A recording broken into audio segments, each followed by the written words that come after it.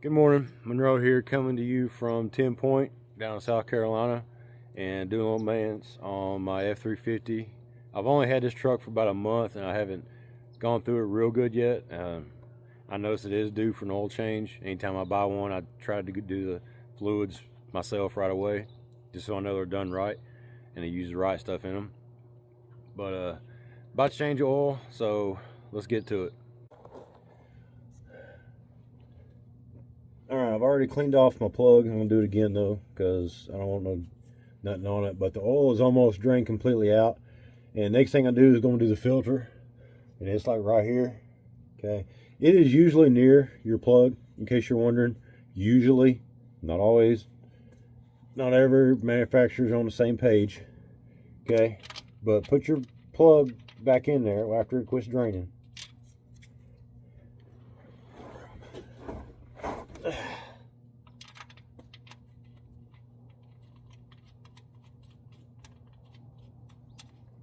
And every manufacturer is different, so every plug will be a different size wrench to tighten this. Okay,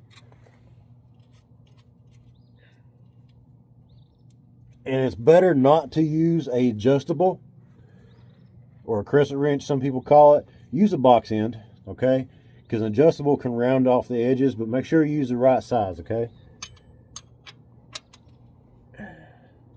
And you don't have to torque. You do not have to put a ton of torque on this thing. Okay, just make it real good and snug. That's it. You don't have to put an impact on it. Please don't.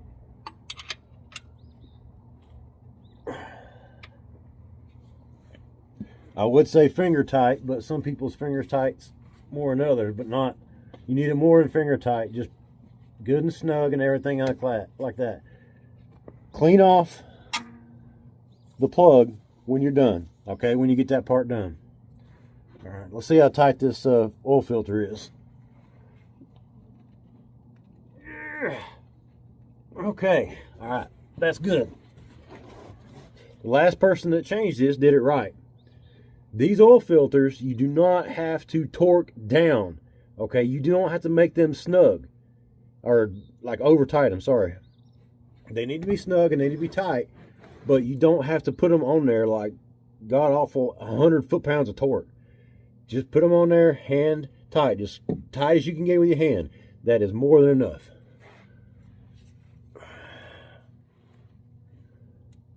It looks like, well, how about that? Somebody actually wrote their name, initials, and when they did it last on here. I'll look at that later.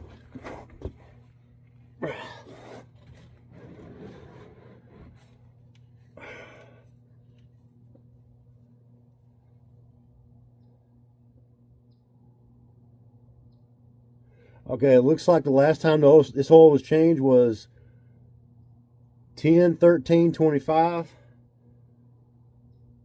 and there's some initials, but I can't read what those are, but that don't matter.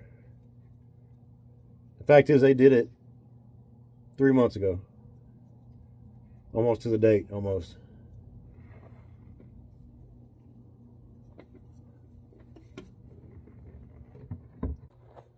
All right, now I already got the filter. This is a personal preference. You don't have to do this, okay? This is just what I like to do. I like to fill my new filter up with new oil, okay? Just because when you put the oil into the upper at the valve covers to go in the engine, it takes a while to get down to this filter, okay? And your oil filter and the housing and everything like that's right there. I don't want it to run dry, okay? But one thing, this is very, very important.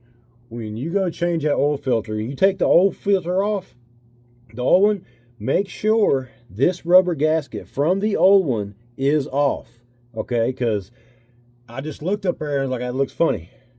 And I looked at the old oil filter and I'm like, okay, the ring's not there. So I went up there and grabbed it and pulled it, and it was stuck to the housing. Not like where you get a scraper, it was just stuck from the oil sticking to it. If you put this new filter on top of this old O-ring, this gasket, it will leak. You will have a bad oil leak, and probably pretty bad. It'll be a bad day for you, it really will. Okay, and again, this, you do not have to torque these down very tight. Another thing I like to do is just take my finger in some oil and go around the gasket. That's all you gotta do. Yeah, you know what I'm talking about. That's all you gotta do. And then just get up there. Make sure you do not cross thread this as well. Make sure it goes on there evenly.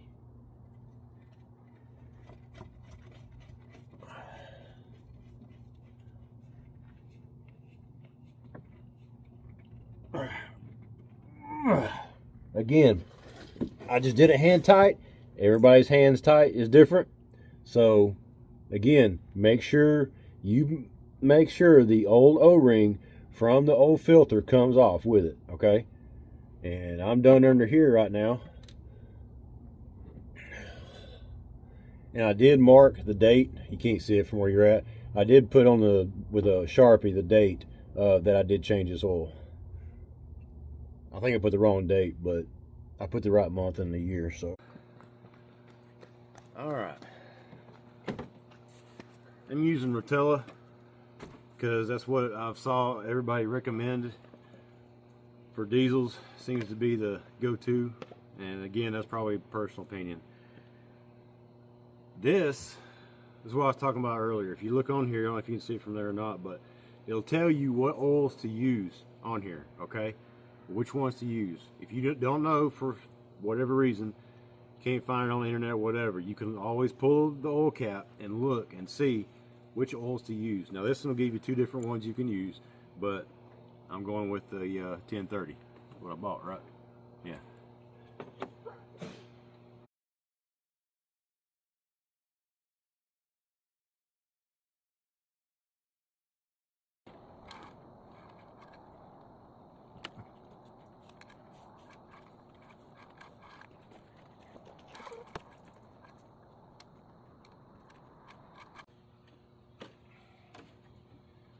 There is one thing that I like to do also. Again, this is also a personal preference. I get my hood up.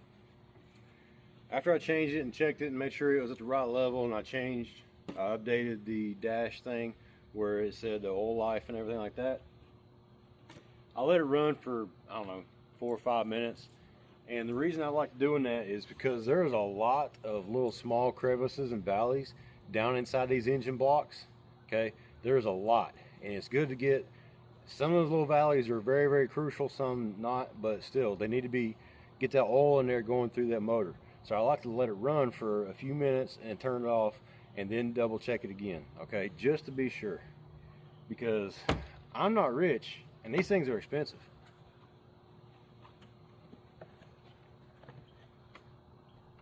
Again, just pull a dipstick out,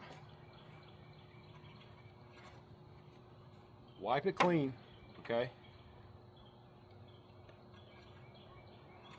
And then make sure you put it all the way back in there.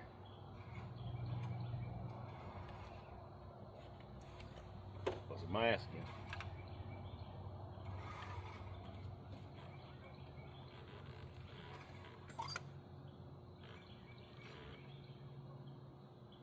Okay, it's showing just a little low, not much.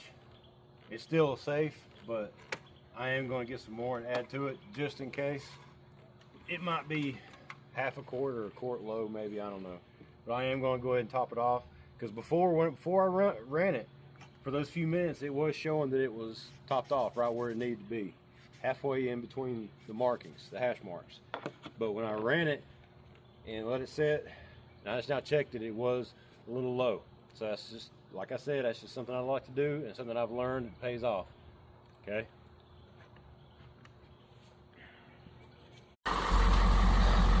Okay, this was what I was talking about earlier with the oil filter and the O-ring or gasket. Okay, this fits right here, okay, normally.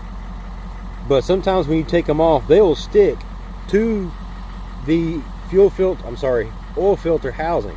And if you put that new oil filter on top of that old gasket, you will have a leak, and it'll be bad. Because you might not notice it right away. You might get going down the road and all of a sudden your check engine oil light will come on. So make sure you check to make sure this comes off before you put the new one on, okay? Just another tip.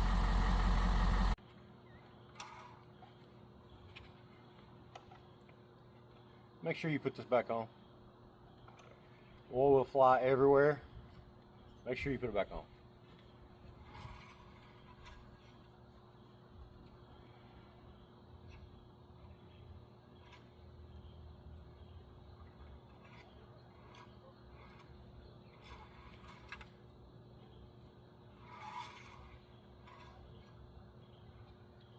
There you go. It was about a half quart low.